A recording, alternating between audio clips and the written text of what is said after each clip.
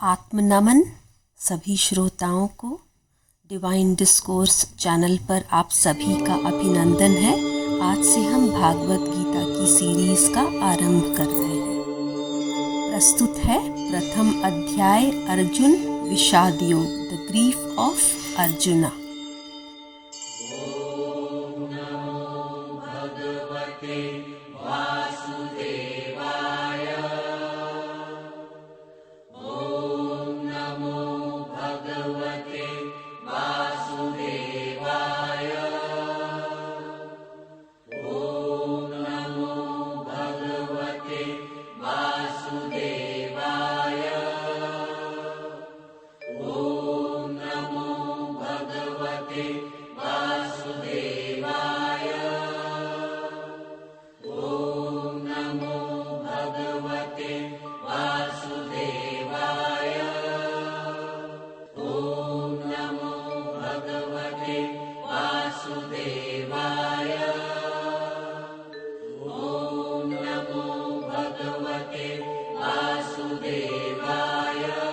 यदा यदा हि धर्मस्य ग्लानिर्भवति भारत अभ्युत्थानमधर्मस्य तदात्मानं सृजाम्यहम् परित्राणाय साधूनां विनाशाय च दुष्कृताम् धर्म संस्थापनार्थाय संभवामि युगे युगे। श्रीमद् भगवद गीता भगवान श्री कृष्ण की वाणी है।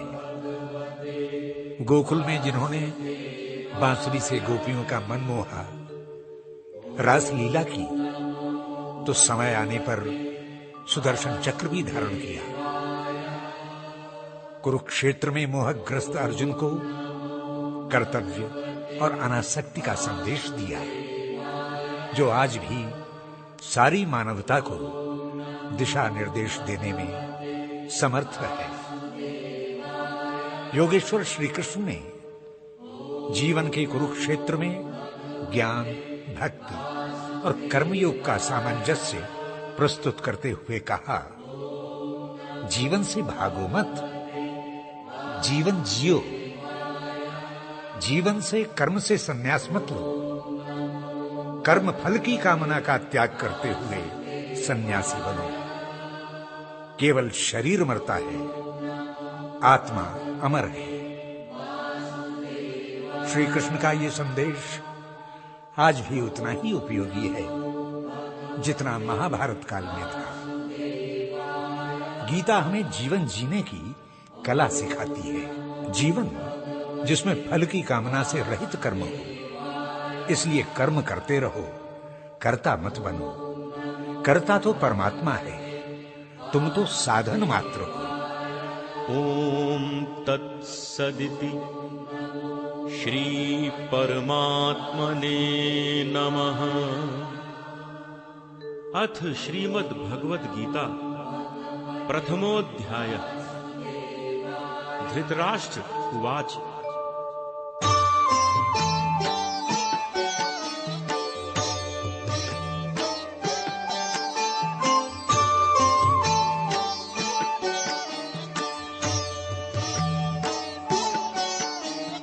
धर्मक्षेत्रे कुरुक्षेत्रे समवेतायुयुत्सवः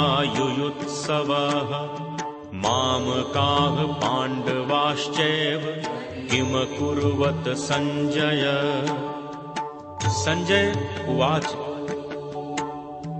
दृष्ट्वा तु पाण्डवानीकं व्यूढं दुर्योधनस्तदा आचार्यमुपसंगम्य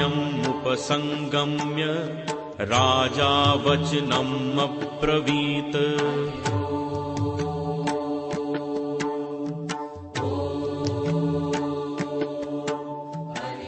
धृतराष्ट्र ने संजय से पूछा, धर्मभूमि कुरुक्षेत्र में युद्ध की इच्छा से एकत्रित मेरे और पांडु के पुत्रों ने क्या किया, मुझे बताओ तो। संजय ने विनयपूर्वक उत्तर देते हुए कहा, महाराज, आपके पुत्र ने जब व्यूहबद्ध पांडवों की सेना देखी तो आचार्य द्रोण के पास जाकर ये वचन कहे,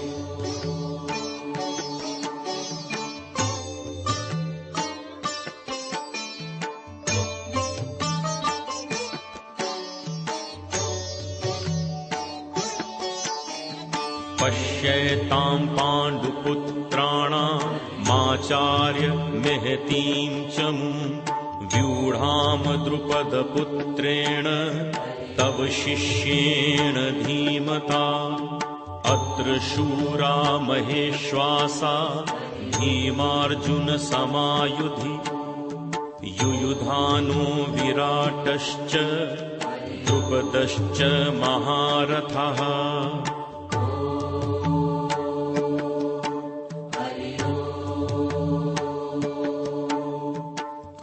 हे आचार्य, पांडवों की ये महती सेना तो देखिए।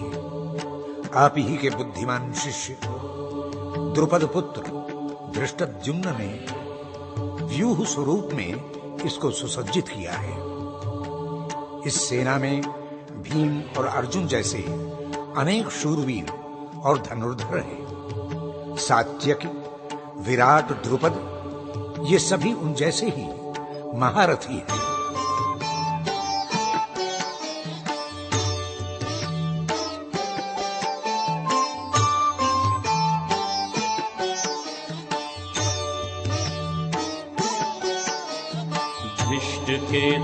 धृष्टकेतुश्चेकितानः काशीराजस्य वीर्यवान् पुरुजित कुन्तिभोजस्य शैब्यश्च नरपुङ्गवा युधामन्युश्च विक्रान्त उत्तमौजाश्च वीर्यवान् सौभद्रो द्रौपदेयाश्च सर्व एव महारथाः।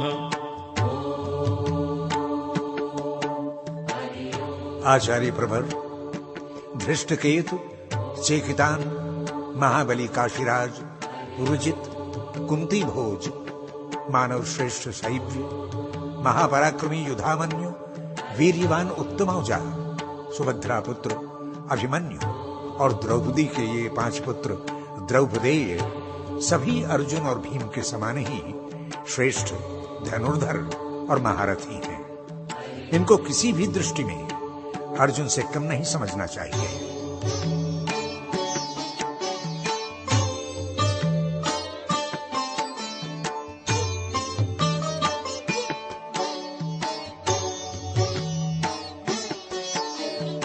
अस्माकं तु विशिष्टाये तान्यबोधद्विजोत्तम नायका मम सैन्यस्य संज्ञार्थं तान् ब्रवीमि ते भवान् भीष्मश्च कर्णश्च कृपश्च सम्मितिं जय अश्वत्थामा विकर्णश्च सौमदत्तिस्तथैव च।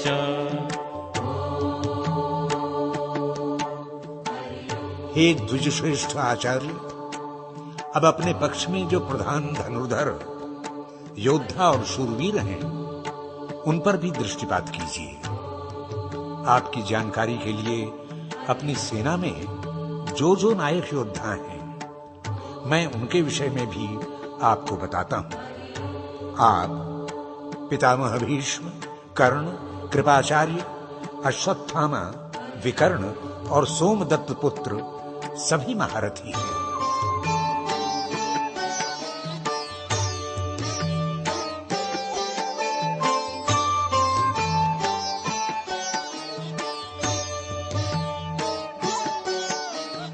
अन्ये च बहवः शूरा मदर्थे त्यक्तजीविताः नानाशस्त्रप्रहरणाः सर्वे युद्धविशारदाः अपर्याप्तं तदस्माकं बलं भीष्माभिरक्षितम् पर्याप्तं त्विदमेतेषां बलं भीमाभिरक्षितम्।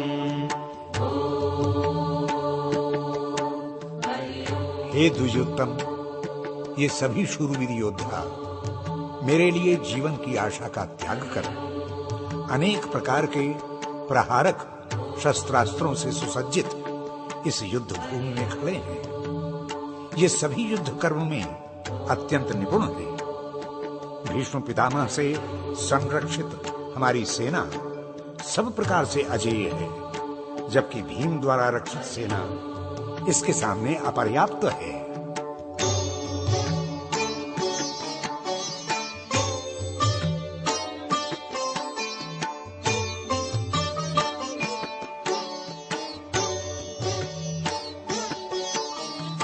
अयनेषु च सर्वेषु यथा भागम् अवस्थिताः भीष्ममेवाभिरक्षन्तु भवन्तः सर्व एव हि।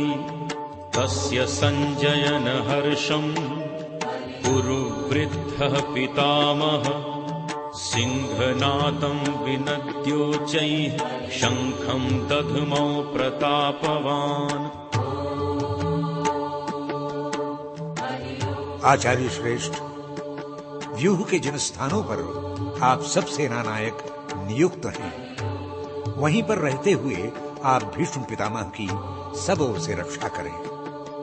जब दुर्योधन आचार्य द्रोण को सेना संचालन के विषय में बता रहा था, तभी प्रतापी पितामह ने सिंह की गर्जना के समान घोष करने वाले शंख को बजाया, जिसको सुनकर दुर्योधन के मन में अत्यंत हर्ष हुआ।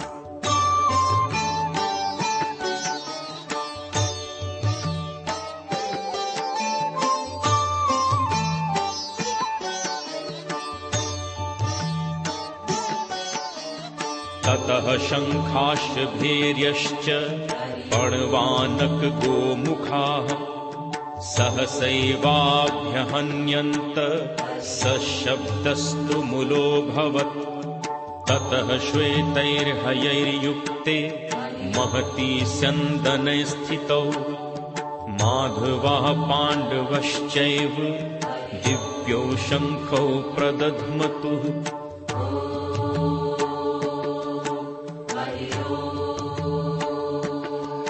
जैसे ही भीष्म पितामह ने शंख बजाया, वैसे ही अनेक शंख, नगाड़े, ढोल, मृदंग और नरसिंघे बजने लगे। सारे वाद्य मिलकर भयंकर शब्द उत्पन्न कर रहे थे। तभी श्वेत घोड़ों से सुसज्जित श्रेष्ठ रथ में विराजमान कृष्ण और अर्जुन ने अपने अपने दिव्य शंखों को बजाकर रणभेरी के शब्द को और भी भयानक बना दिया।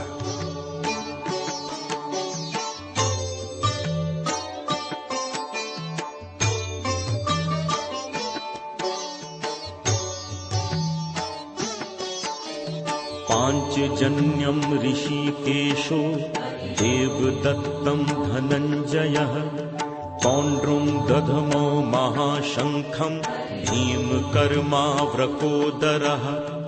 अनन्त विजयं राजा कुन्तीपुत्रो युधिष्ठिरः नकुलः सह देवश्च सुघोष मणिपुष्पकौ।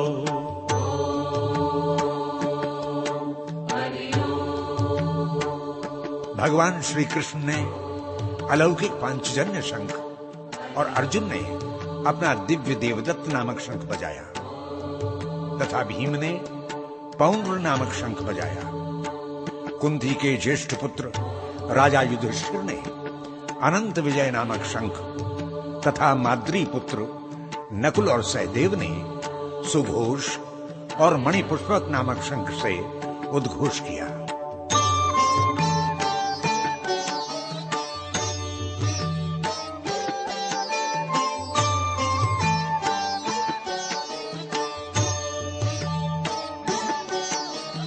काश्यश्च परमेश्वासः शिखण्डी च महारथः धृष्टद्युम्नो विराटश्च सात्यकिश्चापराजितः द्रुपदो द्रौपदेयाश्च सर्वशः पृथ्वीपते सौभद्रश्च महाबाहु शङ्खान् दधमु पृथक् पृथक्। महान धनुर्धारी काशीराज और महारथी शिखंडी एवं धृष्टद्युम्न, महाराज विराट और अपराजय सात्यकी और राजा द्रुपद ने अपने अपने शंख बजाए। इसके बाद द्रौपदी के 5 पुत्र द्रौपदेयों ने तथा सुभद्रा के पुत्र महाबली, महाभुज, अभिमन्यु ने अपने अपने स्थानों पर खड़े खड़े अपने अपने शंखों का निनाद किया।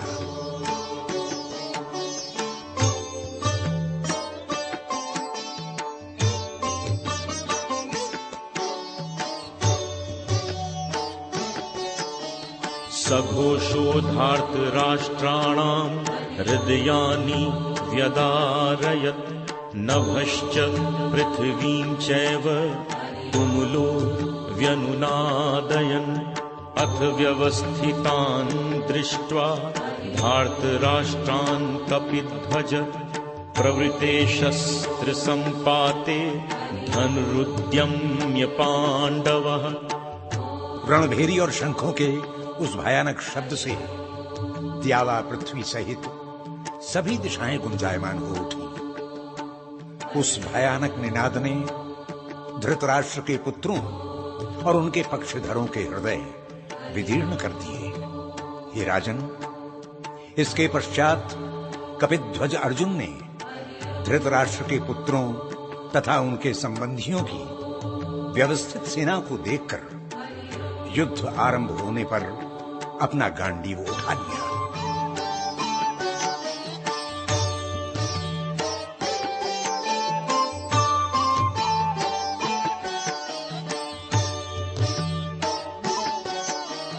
ऋषिकेशं तदा वाक्यम् इदमाह महीपते।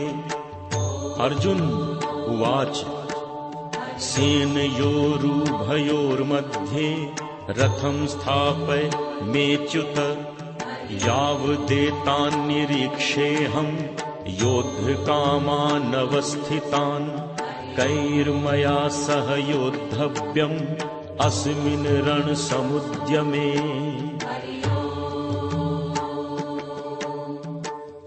तब अर्जुन ने भगवान कृष्ण से कहा, हे अच्युत, मेरा रथ दोनों सेनाओं के बीच में खड़ा कर दीजिए ताकि मैं उन योद्धाओं को ठीक प्रकार से देख सकूं जो युद्ध की कामना से इस युद्ध क्षेत्र में आए हुए हैं और जिन योद्धाओं से मुझे इसी कुरुक्षेत्र में युद्ध करना है।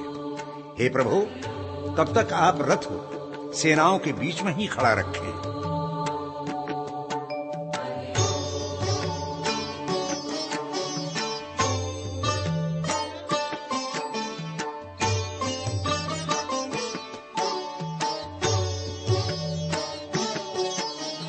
योत्स्यमाना नवेक्षेऽहं य एतेऽत्र समागता धार्तराष्ट्रस्य दुर्बुद्धे युद्धे प्रिय चिकीर्षवः।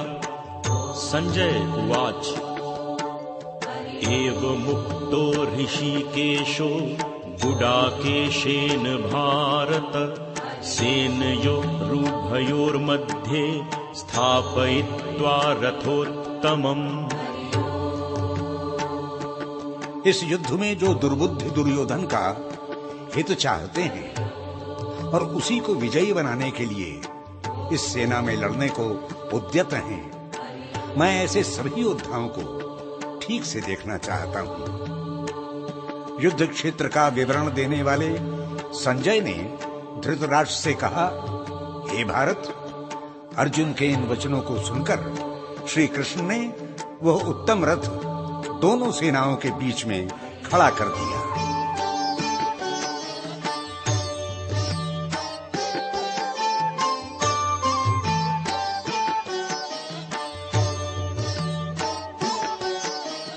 भीष्मद्रोण प्रमुखतः सर्वेषां च महीक्षिताम् उवाच पार्थ पश्येतान् समवेतान् कुरुनिति। तत्रापश्य स्थितान् पार्थ पितॄनथ पितामहान् आचार्यान् मातुलान् भ्रातॄन् पुत्रान् पौत्रान् सखींस्तथा। भीष्म पितामह और द्रोणाचार्य तथा कुरुसेना की सहायता में जुटे समस्त राजाओं के सामने अपने उत्तम रथ को खड़ा करके भगवान श्री कृष्ण ने अर्जुन से कहा, पार्थ, युद्ध के लिए उद्यत इन कौरवों को देख लो। तब अर्जुन ने सेना में स्थित ताऊ, चाचा, दादा, परदादा, गुरु, मामा, भाई, पुत्र, पौत्र और मित्रों को देखा।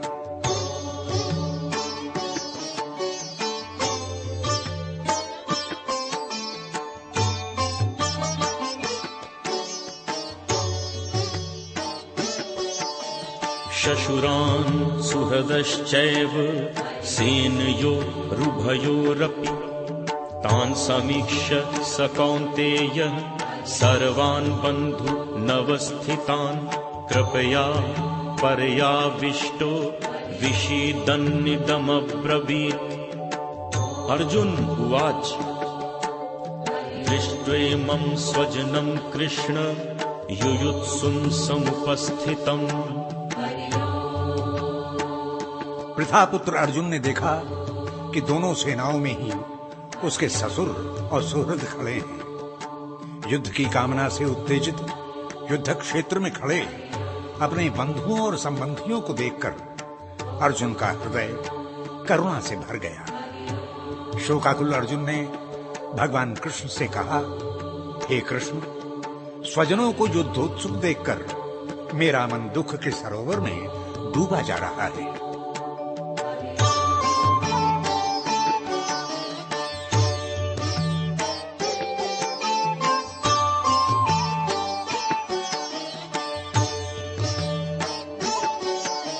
सीदन्ति मम गात्राणि मुखं च परिशुष्यति वेपथुश्च शरीरे मे रोमहर्षश्च जायते गाण्डीवं स्रंसते हस्तात् त्वक् चैव परिदह्यते न च शक्नोमि अवस्थातुं भ्रमतीव च मे मनः।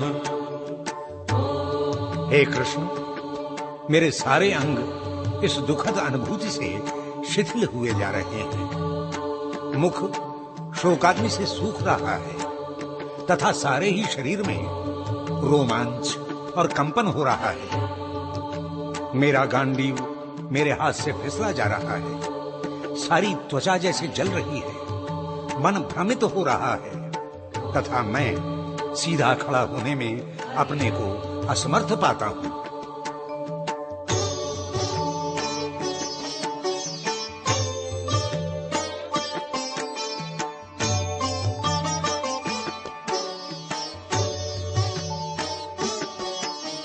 निमित्तानि च पश्यामि विपरीतानि केशव न च श्रेयोनुपश्यामि हत्वा स्वजनमाहवे न काङ्क्षे विजयं कृष्ण न च राज्यं सुखानि च किं नु राज्येन गोविन्द किं भोगैर्जीवितेन वा। हे केशव, ये विपरीत लक्षण युद्ध में प्रवृत्त होने से मुझे रोक रहे हैं। इन स्वजनों को मारकर मुझे किसी प्रकार का कल्याण नहीं दिखता। प्रभु, न तो मैं विजय की कामना करता हूं, न राज्य सुखों की। हे गोविंद, ऐसे राज्य सुख तथा दूसरों की मृत्यु से जन्मे भोग से भी क्या लाभ।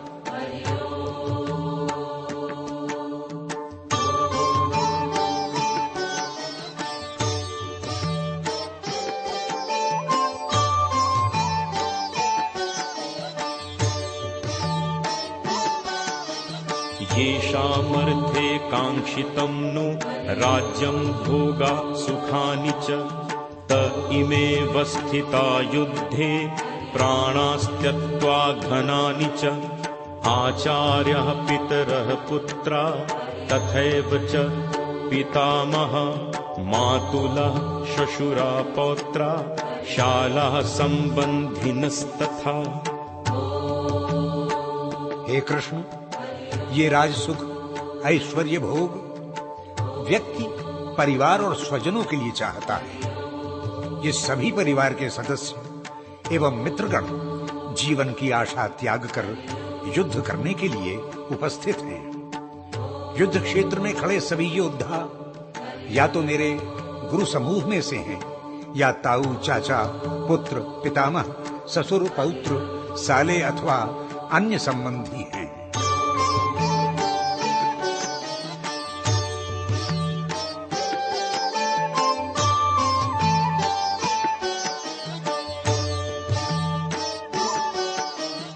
एतान्न हन्तुमिच्छामि घ्नतोऽपि मधुसूदन अपि त्रैलोक्यराजस्य हेतुः किमनु मही कृते निहत्य धार्तराष्ट्रान्न का प्रीति स्यात् जनार्दन पापमेवाश्रये तस्मान् हत्वैतान्ना ततायिनः।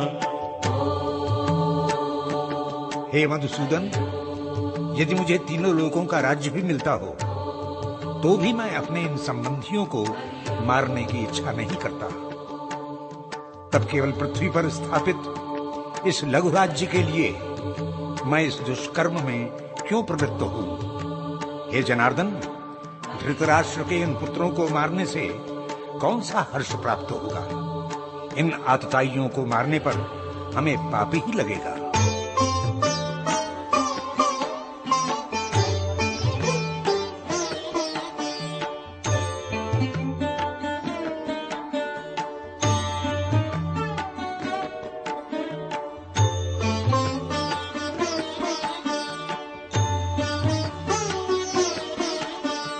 तस्मान्नार्हा वयं हन्तुं धार्तराष्ट्रान् स्वबान्धवान् स्वजनं हि कथं हत्वा सुखिनः स्याम माधव। यद्यप्येति न पश्यन्ति लोभोपहत चेतसः कुलक्षयकृतं दोषं मित्रद्रोहे च पातकम्। वास्तव में अर्जुन स्वयं महान योद्धा है। उसे युद्ध करने और शत्रुओं का वध करने में कोई संकोच नहीं है। संकोच है तो स्वजनों को मारने में है। इसीलिए वो कृष्ण से कहता है, हे माधव, धृतराष्ट्र के इन पुत्रों और संबंधियों को मारकर हम कैसे सुखी रहेंगे? ये तो हमारे भाई और संबंधी हैं। ये लोभ के वश में होकर कुलनाश और मित्रद्रोह का पाप नहीं देख रहे, पर हम तो देख रहे हैं।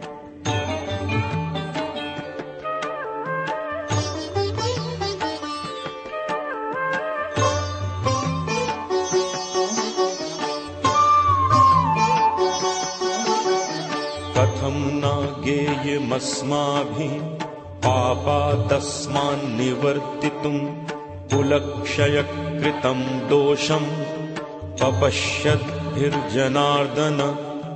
कुलक्षये प्रणश्यन्ति कुलधर्माः सनातनाः धर्मे नष्टे कुलं कृत्स्नम् अधर्मोऽभिभवत्युत।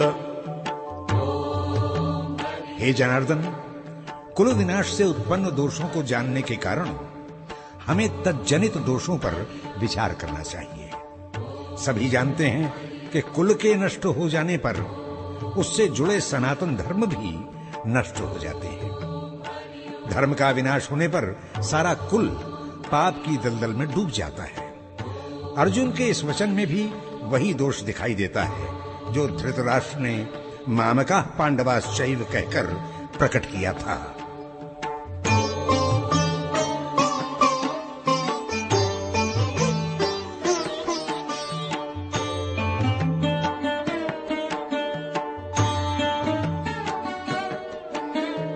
अधर्माभिभवात् कृष्ण प्रदुष्यन्ति कुलस्त्रियः स्त्रीषु दुष्टासु वाषणेय जायते वर्णसंकरः।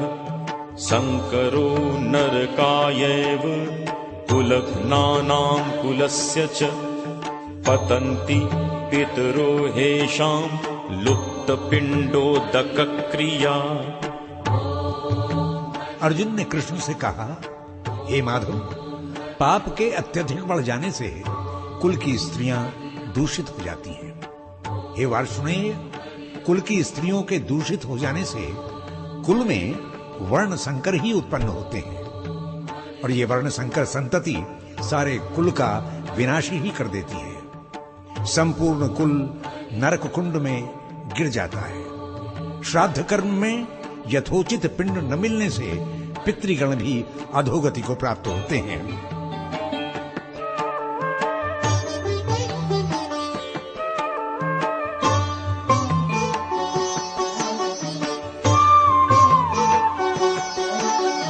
दोषैरेतैः कुलघ्नानां वर्ण संकरकारकै उत्सादयन्ते जाति धर्मा कुल धर्माश्च शाश्वताः। उत्सन्न कुल धर्माणां मनुष्याणां जनार्दन नरके नियतं वासो भवतीत्य नुशुश्रुमा। अर्जुन बहुश्रुत विद्वान की भांति बोले जा रहा है, हे मधुसूदन, वर्ण संकर कुल और कुल धर्म का तो विनाश करते ही हैं, संपूर्ण जाति का भी नाश कर देते हैं। हे जनार्दन, जिस जाति से कुल धर्म नष्ट हो जाते हैं उस जाति के सभी मनुष्य अनंत काल तक नरक के दुख और पीड़ाओं का भोग करते हैं। हमारे पूर्वज ऐसा ही कहते रहे हैं, हमने यही सुना है।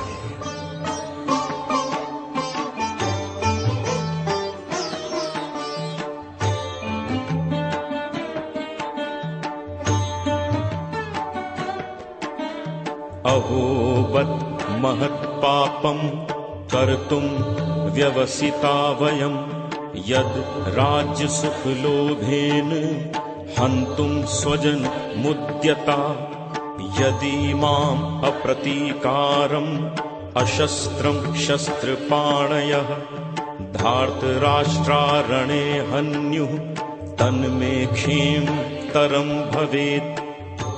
संजय उवाच एवं उक्त्वार्जुनः संख्ये रथोपस्थ उपाविशत् विसृज्य सशरं चापं शोक संविघ्न मानसाः। एवं उक्त्वार्जुनः संख्ये रथोपस्थ उपाविशत् विसृज्य सशरं चापं शोक संविघ्न मानसाः। हे माधव, ये कितने खेद की बात है कि हम सब कुछ जानते हुए भी महापाप करने के लिए उद्यत हो गए।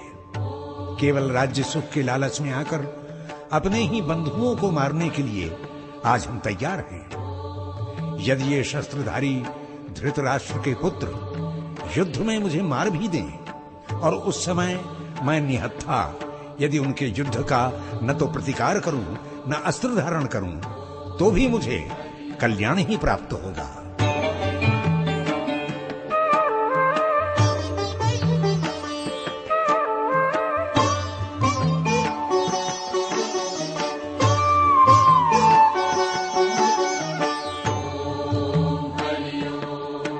धृतराष्ट्र को कुरुक्षेत्र युद्ध का विवरण देते हुए संजय ने कहा, हे राजन, इस प्रकार अर्जुन मोहजन्य विषाद से इतना ग्रस्त हो गया कि उसने युद्धारंभ होने से पूर्व ही बाणों सहित अपना गांडीव धनुष एक ओर रख दिया और स्वयं भी रथ के पिछले भाग में जाकर बैठ गया।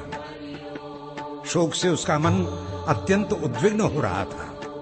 एक प्रकार से उसने मौन घोषणा कर दी थी कि वो युद्ध नहीं करेगा। इति प्रथमोध्यायः।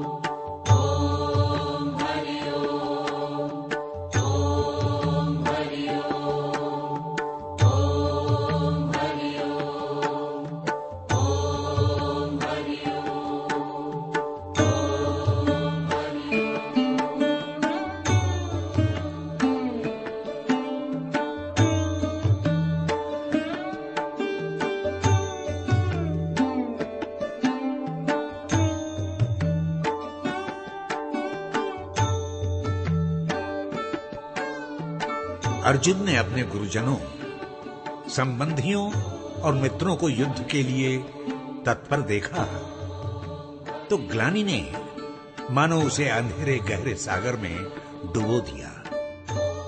उसका मन विषाद से भर गया। विषाद भी एक योग है। विषाद से ही व्यक्ति में जानने की प्रवृत्ति जागती है और व्यक्ति श्रेयस्कर क्या है, उसका साधन क्या है, इसकी खोज में चिंतन जगत में घूमने लगता है। सत्पुरुषों में यदि विषाद उत्पन्न होता है तो उनका मन भौतिक सुखों के आकर्षण से विद्रोह करने लगता है।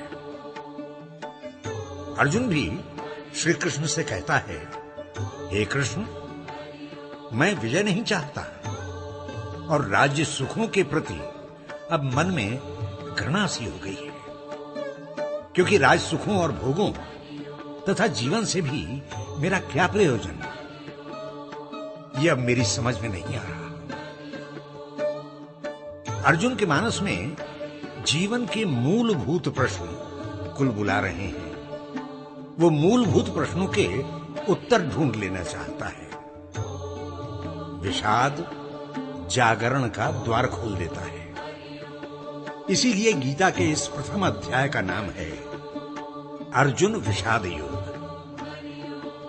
विषाद मनुष्य के मन में झंझावात सा उठा देता है, उसे सन्मार्ग की दिशा खोजने को विवश कर देता है। विषाद से अनासक्ति का भाव जगता है, जो योग का प्रथम सोपान है। महापुरुषों के जीवन में यही विषाद क्रांति उत्पन्न कर देता है और उनका जीवन कुछ से कुछ हो जाता है।